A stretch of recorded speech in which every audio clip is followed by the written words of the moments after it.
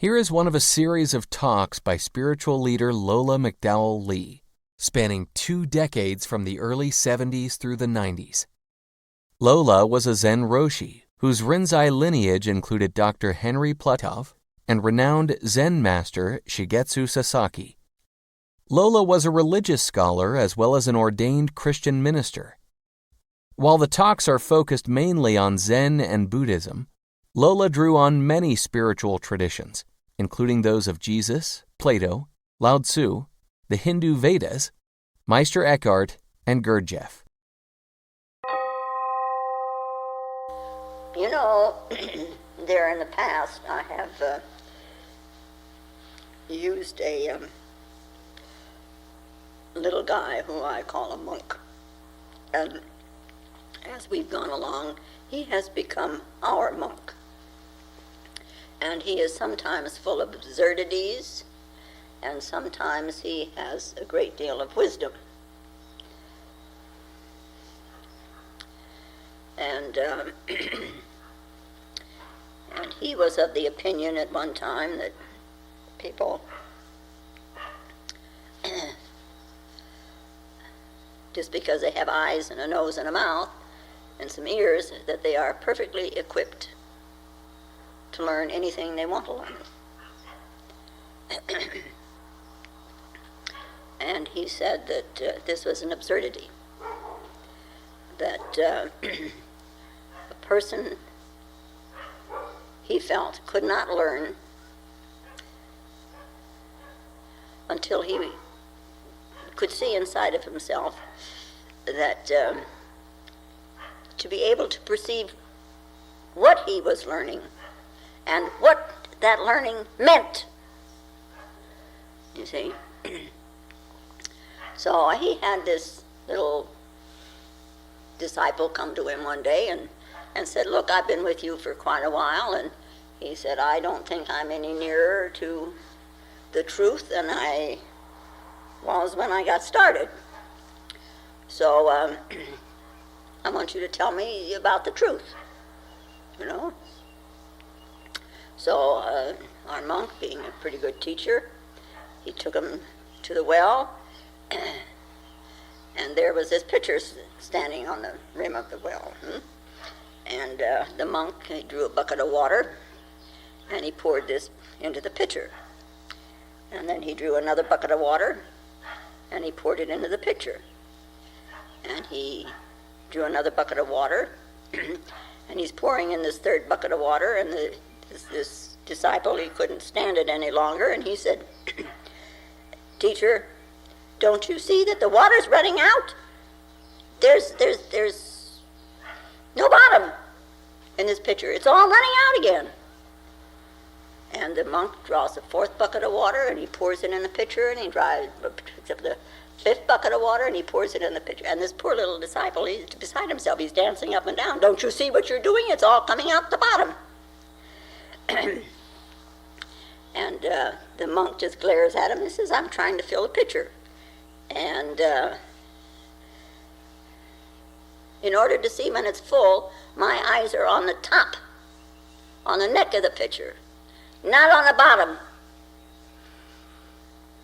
When I see that the water rises to the neck, then the pitcher will be full.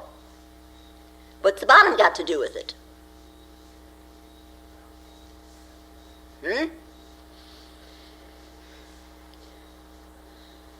When I become interested in the bottom of the pitcher, then I'll look at the bottom of the pitcher too. But now I'm interested in filling the pitcher, and so I'll look at the neck."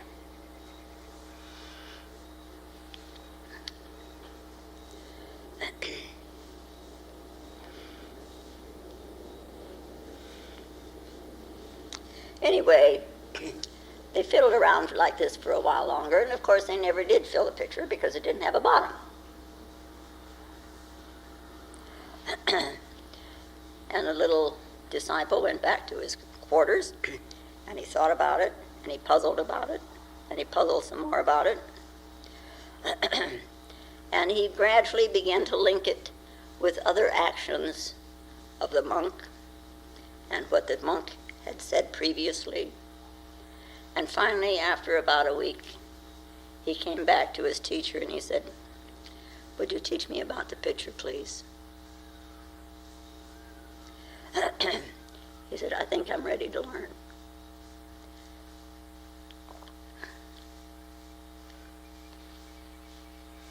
Simple little thing, huh?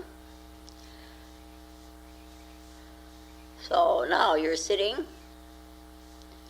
and your attention is where? Waiting for the some bell to go off and say say something to you? Or are your eyes on the top or your eyes are on the bottom? Or is there a top or is there a bottom?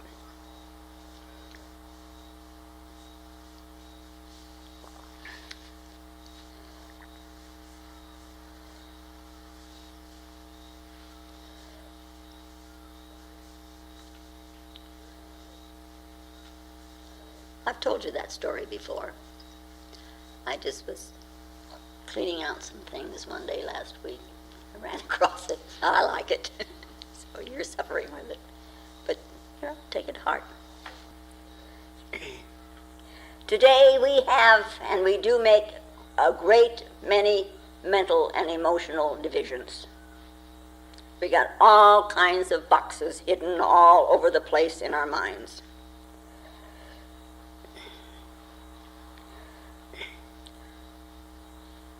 Just take a brief scan of your mind and look at all the departments you have. Can you do that? 2 seconds? Whew. It's just like any department store. Really. Yeah? We have religion. We got a compartment for that, little department. We sort of keep it over here. We can pick it up when we feel religious or when we've got to do something along the line with religion. And then at other times we shut the door on it. And then we have the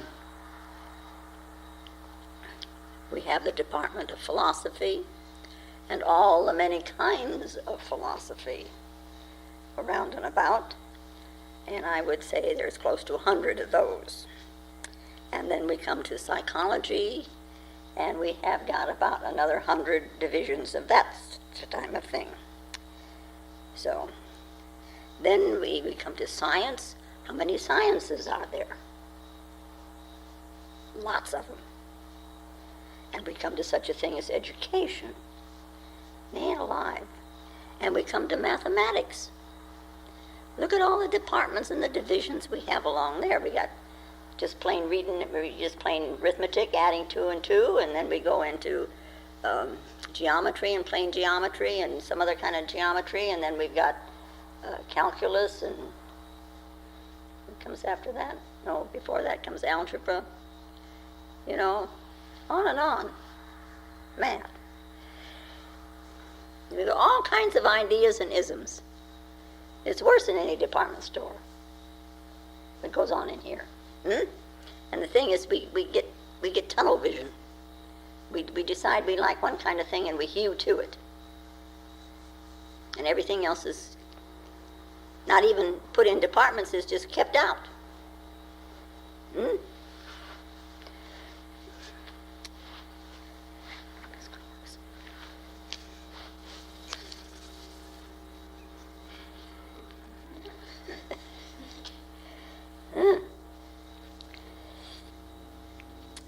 In the Buddha's time,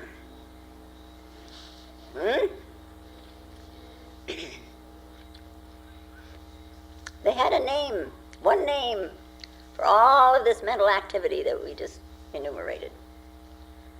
One name for all of it, all the mental activities, philosophy, psychology, mathematics, you name it. All the ideas and all the isms. You know what they called all of that? They lumped it all under one thing: Dharma. Dharma.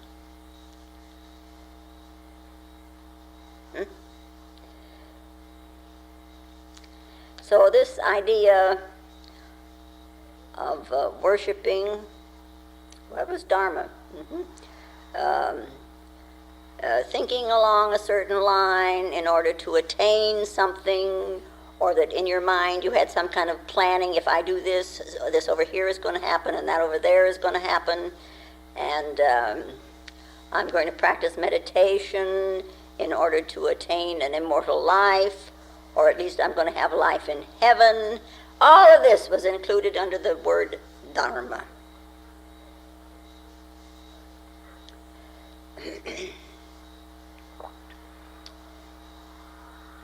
Now, at the time that the Buddha lived, there were 96 kinds of religions in India. So they say there were 96 points of view of the Dharma.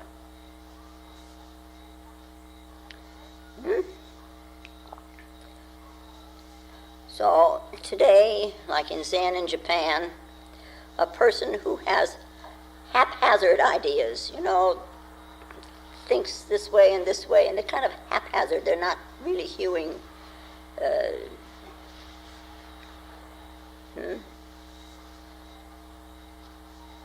Is called, such a person is called one of the 96, or all of the 96 are within him.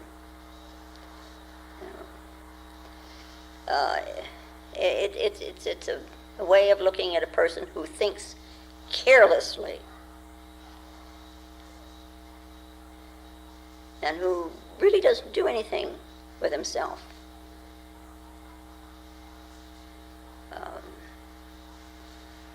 They don't apply themselves. There is more to be done than just think about. There is what is called application. I mean, you hear somebody talk about a point of view. Well, let's put it bluntly here. You listen to me talk, and then you sit. And so you sit there and you think, well, I've got to come up with an answer for something for tomorrow or for later on or for whatever. And you're either utilizing what has been said by taking the idea and applying it to yourself, or you take something else, maybe in contrast to it, and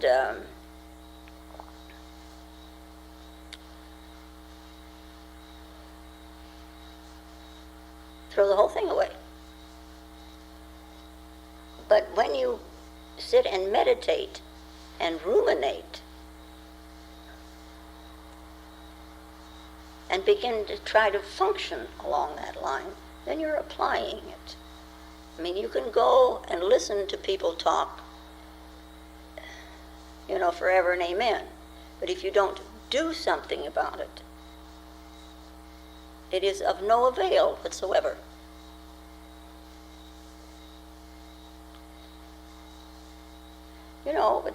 Thinking. Have you ever watched Thinking? Thinking leads to more thoughts.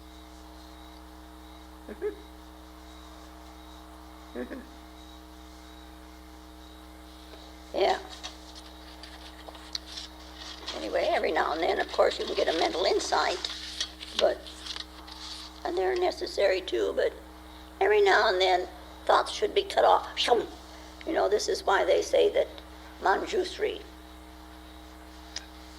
wields this sword of diamond wisdom, because he comes along and cuts the thought at the root, where they should be cut, you see. But this is now wisdom that cuts the thought.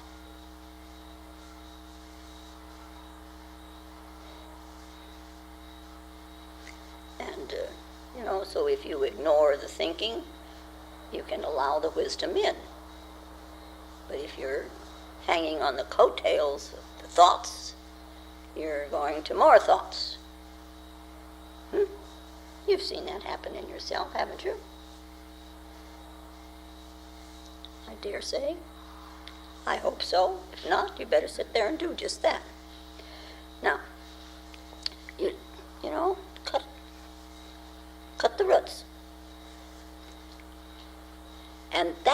you allow the mind to be present.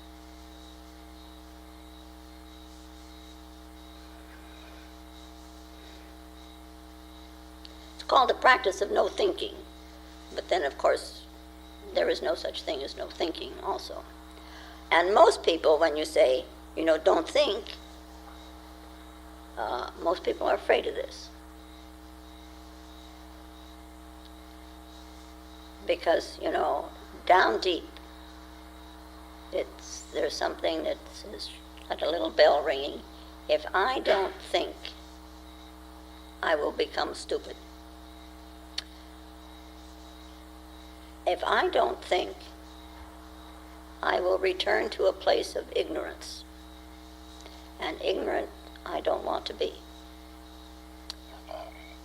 If I don't think, there's something that might happen and I would just suddenly become like a caveman. Now, all of this is erroneous thinking.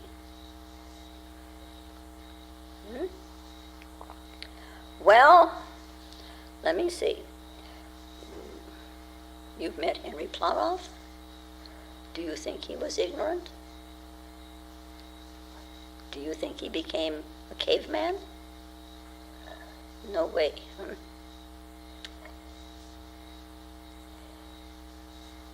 But if you hide from yourself, if you hide from your mind, that's what you're doing, is hiding. And you can hide under many, many guises. Many guises. You can be struggling and struggling and struggling to apply yourself, and you want to know the way, and you want to do this, and you want to do that, and at the same time, hiding.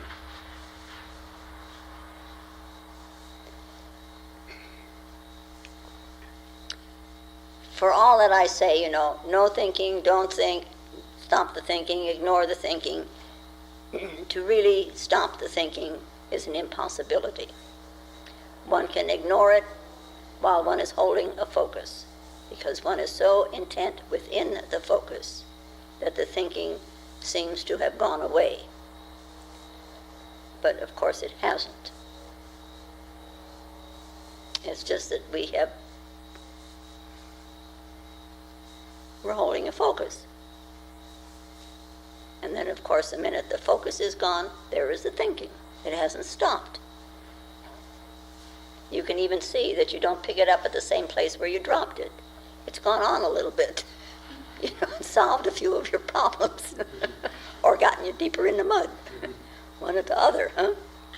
It's going round and round and round, But we cannot avoid thinking. And of course we should not avoid thinking.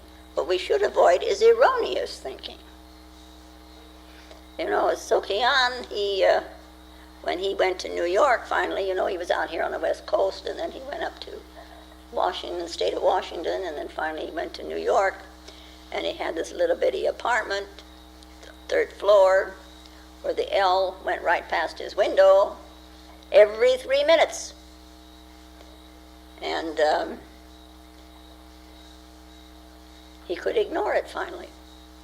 He had to sit with that, coming from a monastery in Japan out in the boonies and Kamakura, not so boonish. But, difficult. And, of course, too, we've got to earn a living, and we've got to protect ourselves, and we've got to have food for daily life, and we got to have shelter, and we got to have some kind of, for falling in love and falling out of love, and guiding the children and whatever, huh? Yeah, so we got to learn to think right, correctly,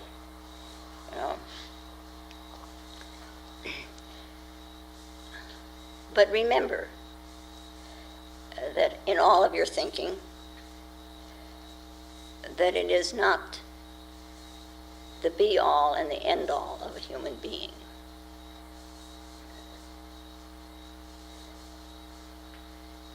So we strive and we must practice to attain a state of no thinking with this thinking mind.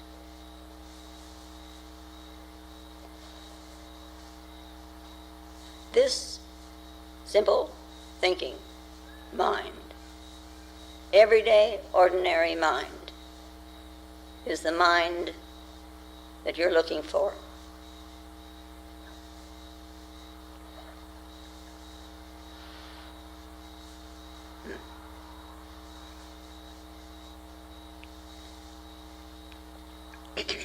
And this is the practice of meditation.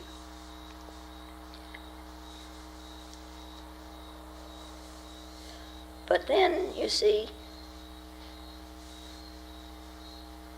we look, well, how are we going to have a true attitude of meditation? And there are so many things on which to meditate. There's thousands of things on which to meditate.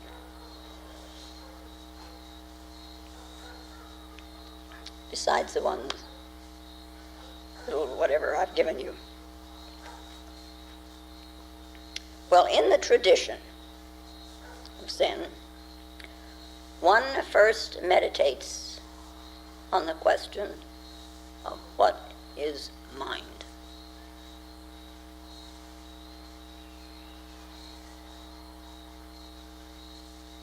Here you live with it. You're functioning with it. It's functioning, its function you call thinking. And the function of the mind drives you round and around and around.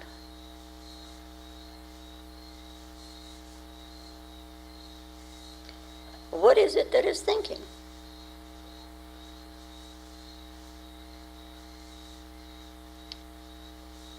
Now, if I asked you, what is your finger?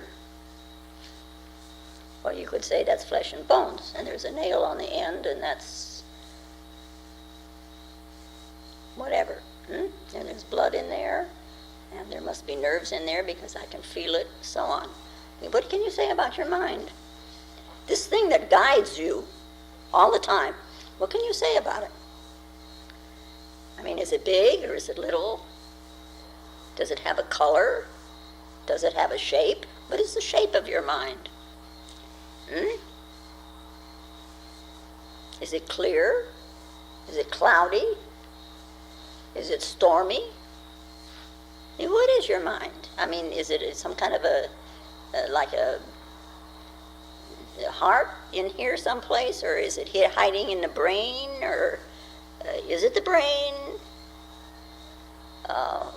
What is this mind? What can you say about it? What does it look like?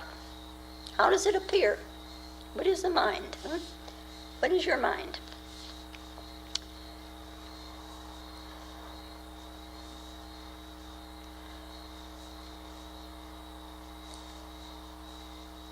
So now, the meditation, what is this mind? What is this mind? It begins very simply.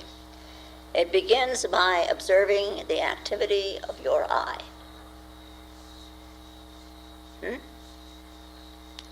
Very simple. How do you see? And then, you know all, I've taken you through the steps of that so many times you don't need an answer. Then we have the activity of the ears. How do you hear? Then we have the activity of touch. How do you feel? And of smell, and of taste. All these senses that lead to the mind.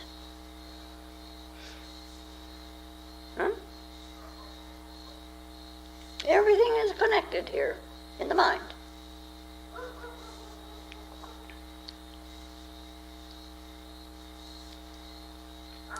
And so we find that going through this thing that we're meditating now on the human mind, and then we take it a step further. What about the mind of the trees and the weeds and the flowers. Do they have a mind? Do they not have a mind? What happens with fire and water and earth, these elements? Is there a mind present or not a mind present? When we really meditate, when we have this, samadhi, really meditate on our own mind, and then we discover that we see this phase of the mind of the vegetable, which does not think.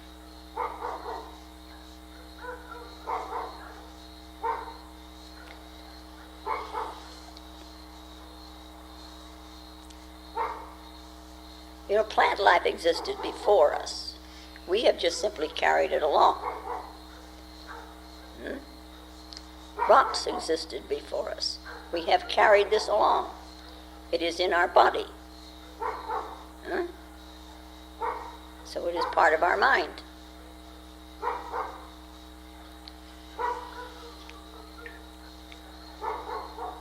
So this, what is called the no-thinking mind, is already here, very present in us.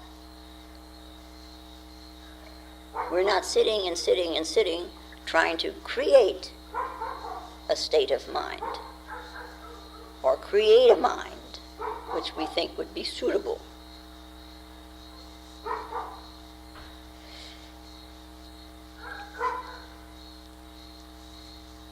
And then we begin to observe this no-thinking mind with the thinking mind.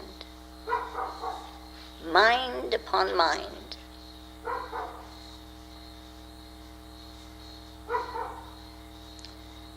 Now you can begin.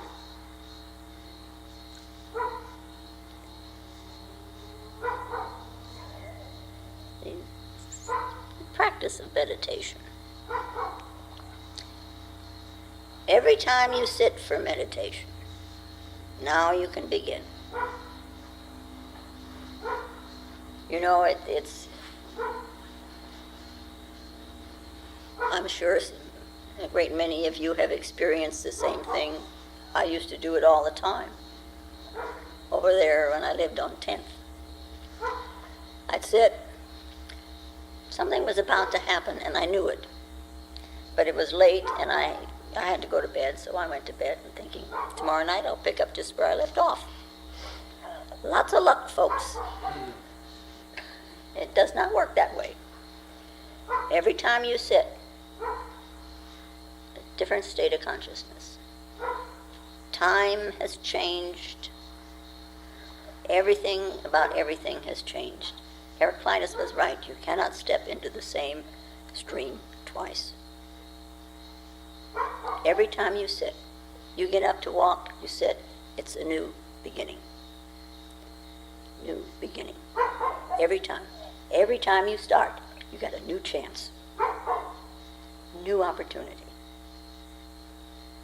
Same mind. The mind is always the same, has been the same from day one, and will be the same until day 0 of this whole planet. The mind is the mind.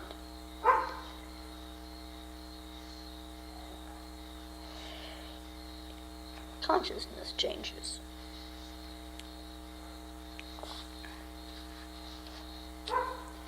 When I eat my dinner, now this applies to you as well as it does to me, eating dinner, my thinking mind does not digest the food. Now you know that, so you never even think about it. You only think about it when you're thinking something and it upsets your stomach, because your emotions got in the way somehow. My thinking does not digest my food. Something else does that. There is some other power in here that digests food. something other than my thinking mind.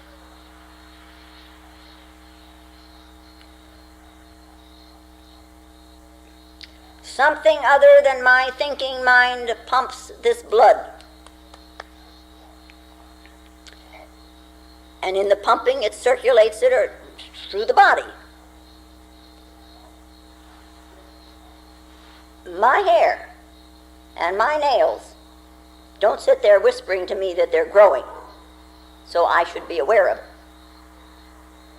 No, they don't. They just grow. Huh? I pay no attention to it until all of a sudden, oh, my hair is so long, and the girl used to say, everything you eat, Lola, goes to your hair. And the nails are too long. Then they got problems. Wow, I didn't even want to go into that. Yeah, but they don't say anything to me. But something very alive in this body.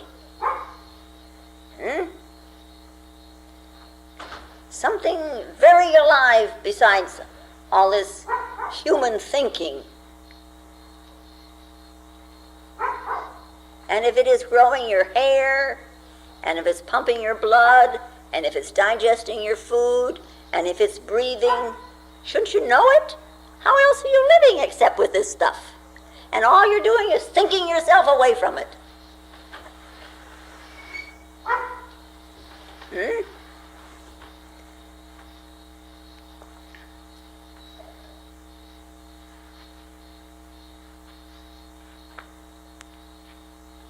The part that I call myself, you know, my name is Lola, myself, my ego, you know, is such a little tiny part of this whole particular existence. You know, like they say an iceberg, and 1/10 of it is above water. Well, there are your tenths, all these tenths sitting around here. And what you don't see is what's important. Yeah.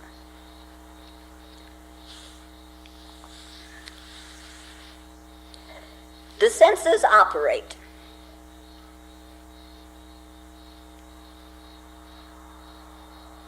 And there is something in here that responds.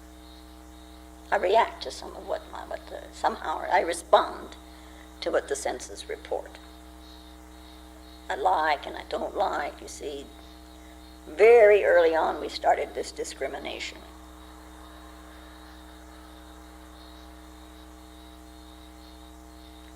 I think you started about the time you're 2 days old.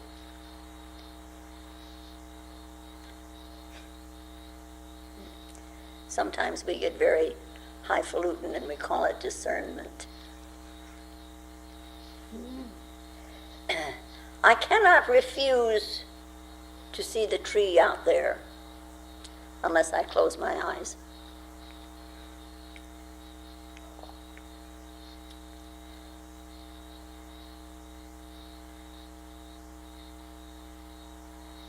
I cannot refuse what I want to hear and what I don't want to hear. I cannot refuse to hear as long as I've got hearing. I can't say, noise, go away.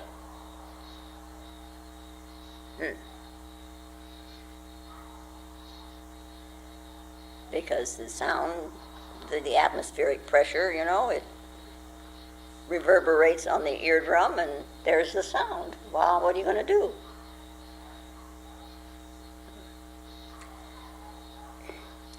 The activities, the responses, and the seeing and the hearing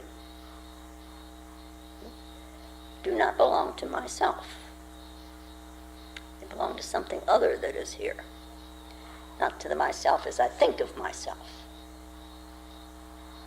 But then, of course, that's only thinking.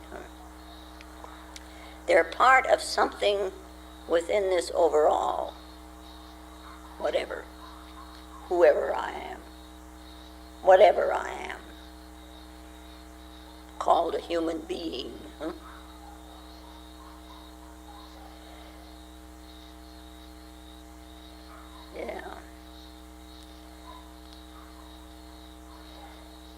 But little by little, observing ourselves, observing the functioning of the body, the eyes and the ears and the touch, little by little, these sensations, finally we come to this mind. And then we discover what we call ourselves. We discover this ego consciousness. And again, we discover this ego is a very small part of ourselves. But for some reason or another, it seems to have complete control. We have allowed it.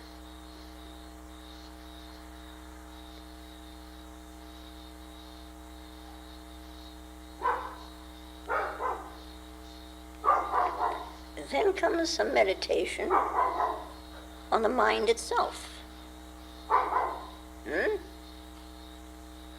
Ignoring the thinking. We have learned all these different parts of the body, of ourselves. Breathtakingly, all of a sudden, we enter into a greater life. Now there is mind.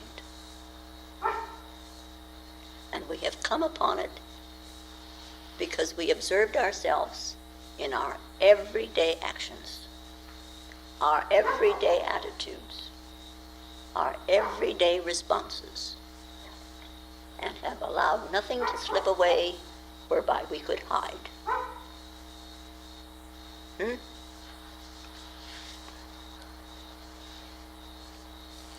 We learn. We want this. We want to know this truth, which is so much greater than we are. And we learn, little by little, we learn that this mind is the door.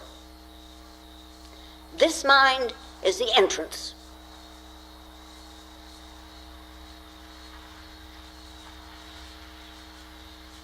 This mind, what is its shape? What is its color? What does it look like? What is your mind?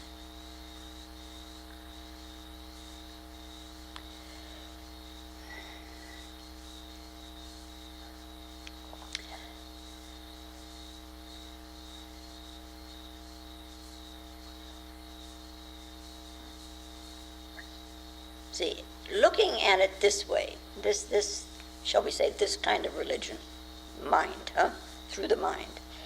Yeah. This entrance is immediate because it's here. Everywhere you go, you take it with you.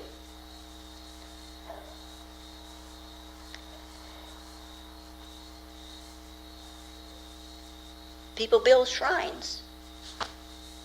My shrine is here.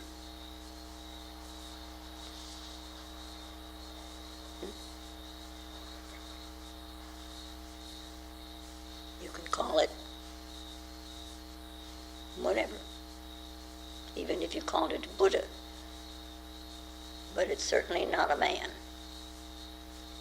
and it's not the Buddha that was born in India.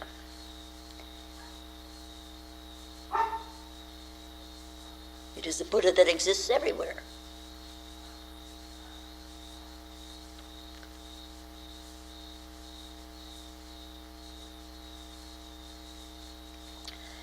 Now, Shakyamuni, through his experiences and his insights, decided that this immediate doorway, this direct entrance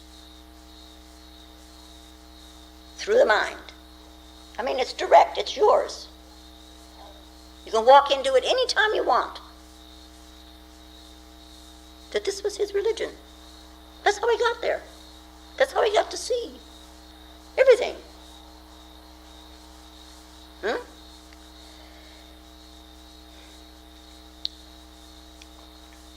And to us as human beings, 2,500 years later,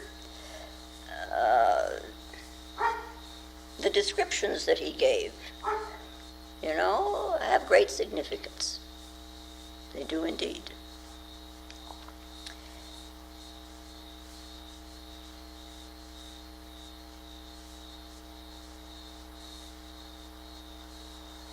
He hammered home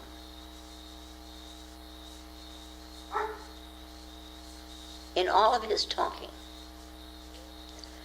that a human being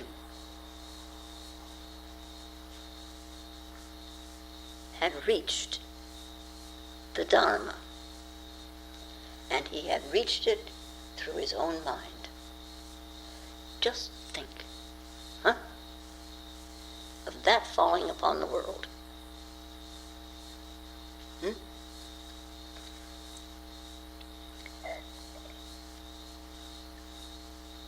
That a human being had reached the truth, and that the way to the truth was very straight, without any hindrances, and within you.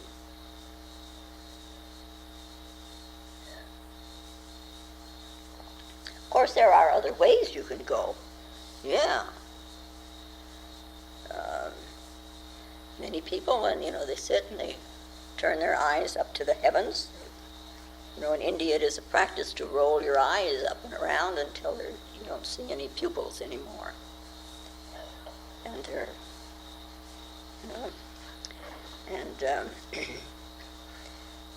people, they just want to reach something higher for themselves, and they go like this and they look up.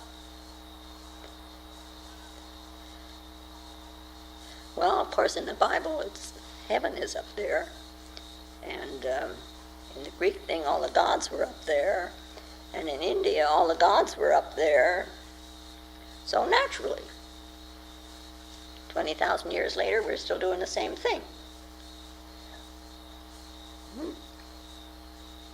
Something higher is in the sky. It's higher than us.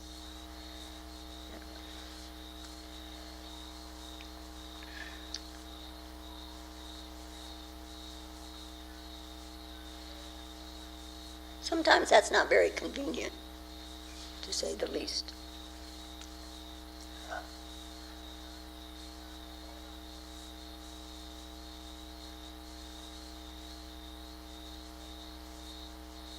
Why do you suppose? Because we do a lot of this supplicating in some ways or another to try to get something that we hope for by asking someone else for it. We do this. There is such a thing as true prayer. And it is an expression of a person's immediate desire. It is, in that moment, it just goes, and it's very direct. Because there aren't any words in it. If you're going to supplicate for something like a new car, a new house, or whatever, then you begin to ask. May I have this, and may I have that? And it's funny, we do ask somebody else for it.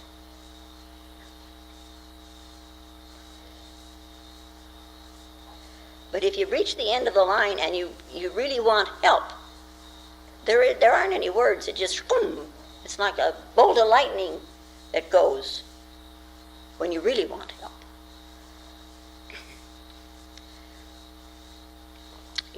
And it's kind of like, and with that kind of a thing too, you get an answer. That directness. The other way, maybe, maybe not. Because, in this kind of practice where you have to face someone, you face a barrier, let us say, there can come, a moment of extremity where you have a direct expression. It's like a cat, you've been sitting there like a cat at a mouse hole, and you're ready to spring.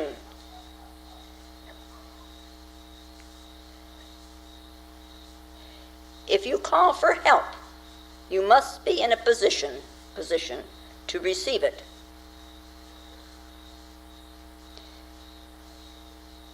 If you're not in a position to receive it, it's just going to go right on by.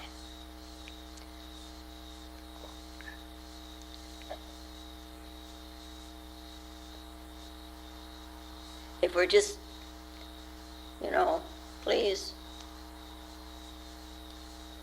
I need something, I want something, we begin to bargain in this so-called prayer.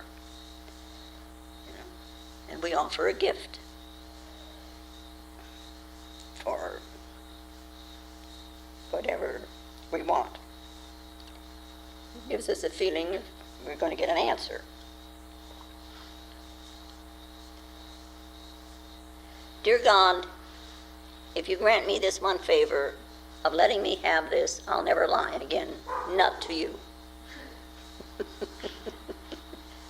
Really? Yeah.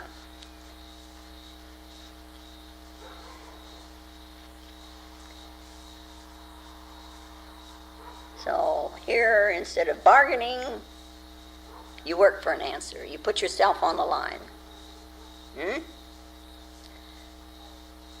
Not in any way of making some kind of a payment, but getting yourself in a position to receive.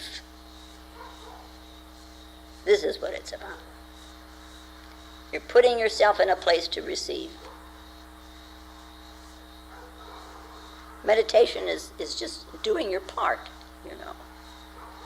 It's our work. We offer ourselves for the gift of knowing ourselves.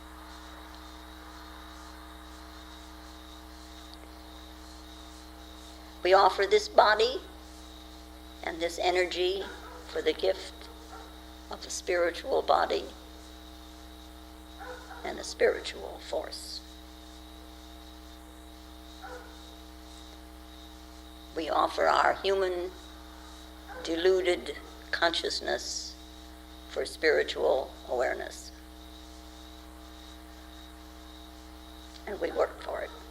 We apply ourselves to it.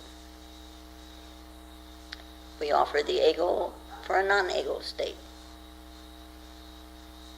And if your desire is natural, and it is true, it will be answered naturally.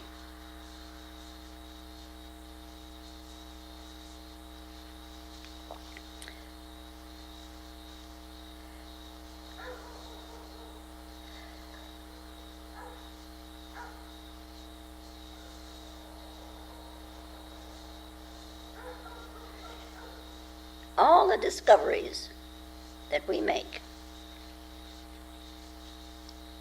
on this so-called journey, this quest or this way, the entrance to all of it is the mind.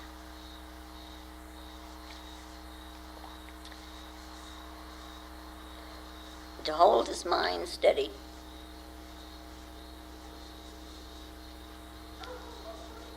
to hold it in focus, right into the core of ourselves. And just allow, which means get out of the way.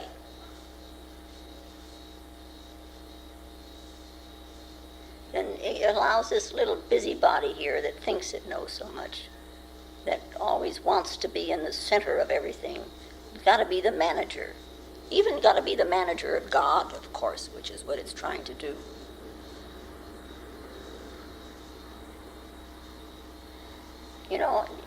Have you ever noticed that as long as we are in command of the whole thing, we have a great deal of difficulty looking at ourselves? It's when the other comes around that we can look, when we are vulnerable.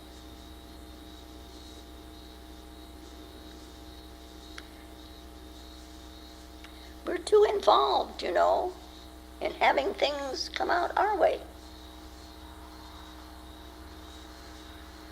And if you've got to have things come out your way or my way, then how can you honestly look?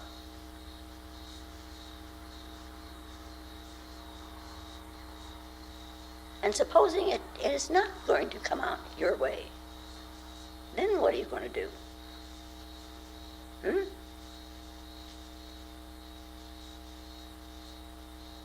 where will you go? And if you let go, well, here comes fear, which is maybe why we wanted to manage in the first place. You know, we're not always reasonable people.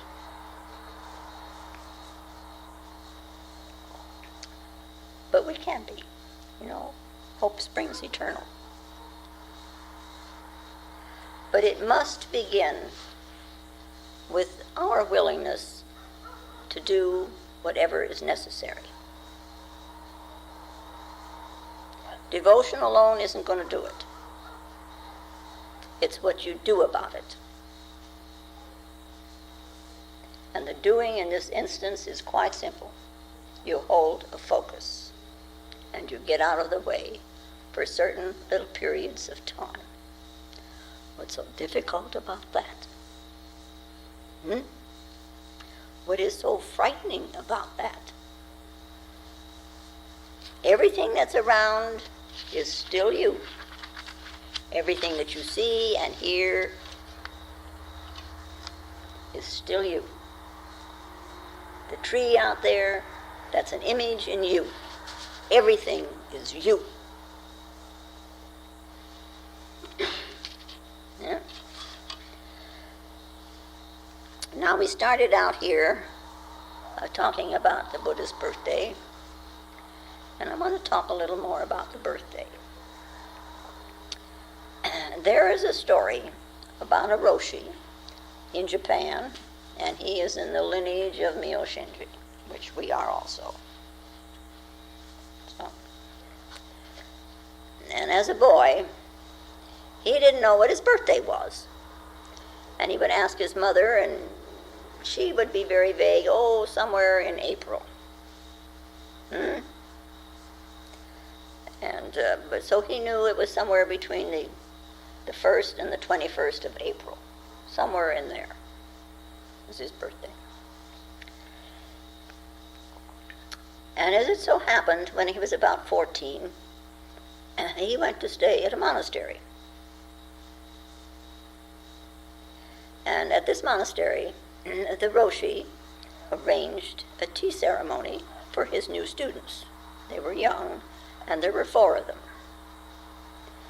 And invited to this tea ceremony were the resident monks, of which there happened to be 2. So there's 2 resident monks and 4 newcomers, 4 boys. A very poor temple. And with this tea ceremony, they all received 1 cookie and 1 cup of tea. And it must have been extremely difficult for this Roshi to put out even 1 cookie for that many people. They were that poor.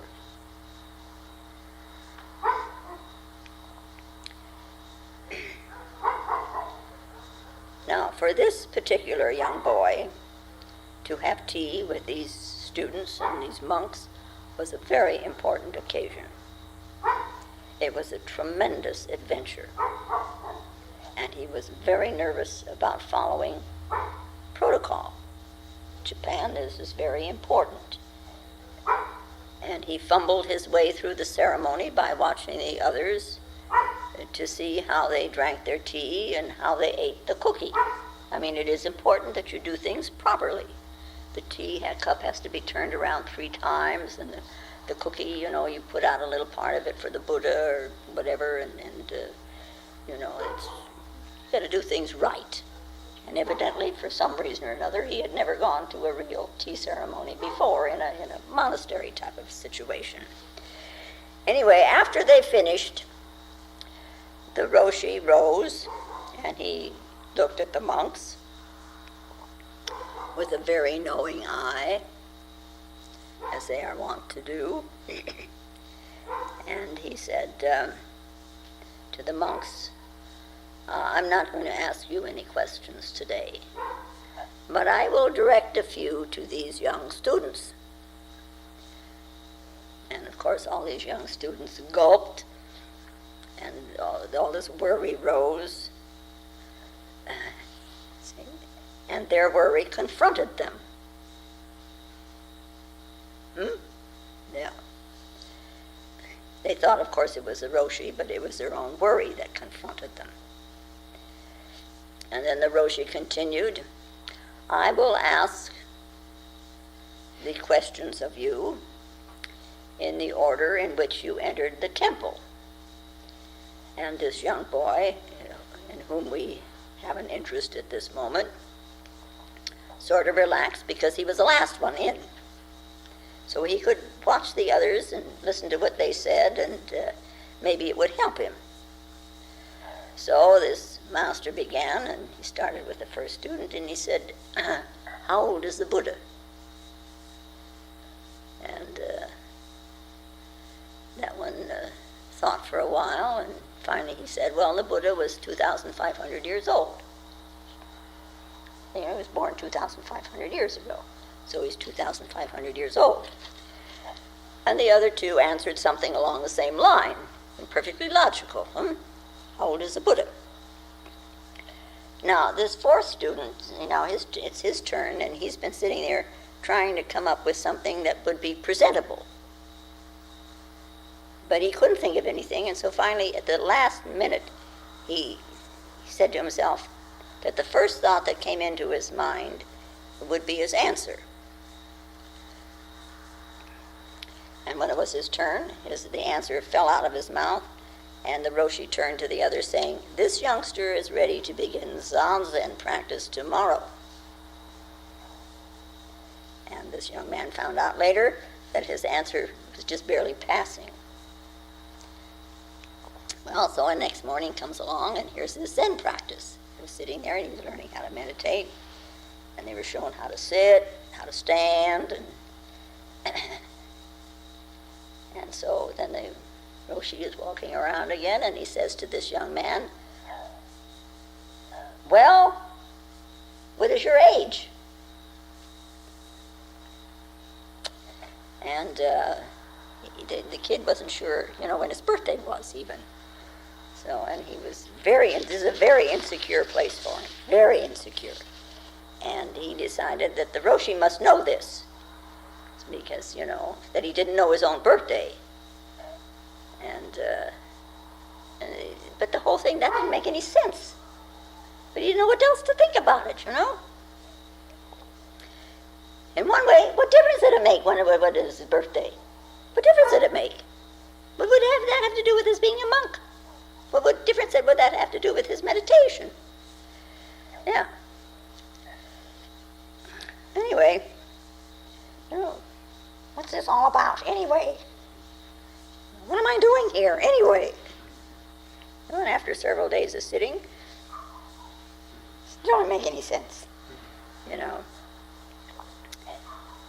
But he finally, after about a week, he finally came to the conclusion that this isn't at all what the Roshi meant. Not at all.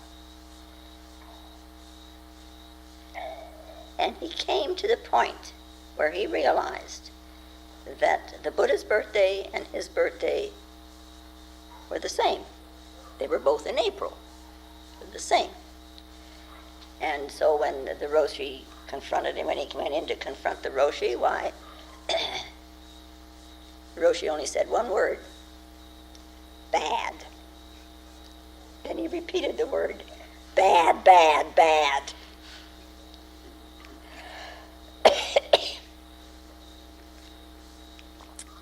And many, many days passed, weeks passed. It was no longer summer. It was winter. And one day, he was sweeping, and it was cold. And he noticed through an open window that the sleet was falling, cold. And his eyes fell upon the sleet, and he realized this was his birthday.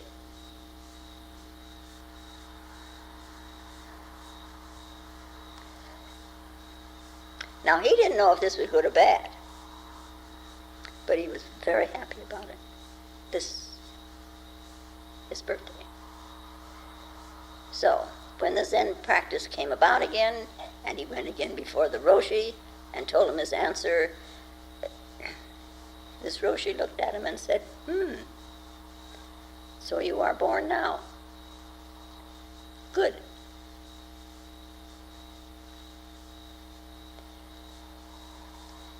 And he came to realize that the birthday he had been so vague about was not the important one. But his birthday began when he realized himself. And this, the realization of himself, was what was important. It doesn't matter what day, it is simply a matter of being born.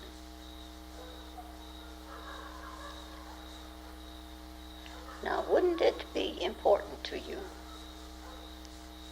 to realize your birthday? To realize, to have a birthday is to realize oneself as a birthday.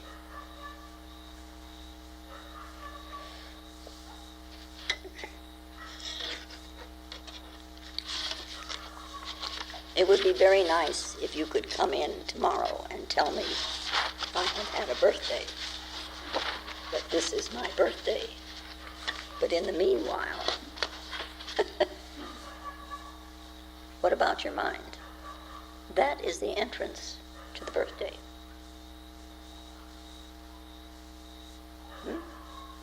What about your mind? What is mind? Okay? I thank you very much. If you find Lola's talks valuable, more will be posted in weeks to come.